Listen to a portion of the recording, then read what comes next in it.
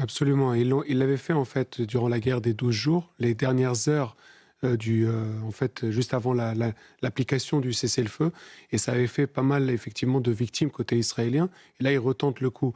On voit bien que les Iraniens, enfin la République islamique d'Iran, pardon, souhaitent vraiment monter, disons, le niveau de brutalité pour montrer en fait sa force, alors que dans le même temps, comme on l'a dit à plusieurs reprises, le nombre de missiles diminue en termes d'envoi de la part de l'Iran parce que les lanceurs qu'ils ont été pour la plupart détruits Mmh. ou paralysés.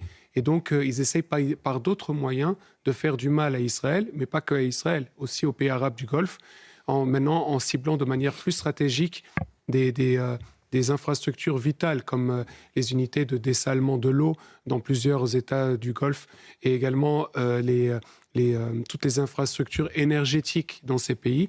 Donc, pour la première fois, on a vu donc l'unité de dessalement de l'eau au Bahreïn visée. Il y a également la volonté de leur part de le faire au Qatar.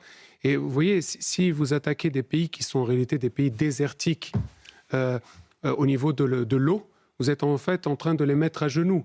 Et si en plus vous leur coupez, comment dire, vous les frappez au niveau des infrastructures énergétiques, vous leur tapez sur le portefeuille.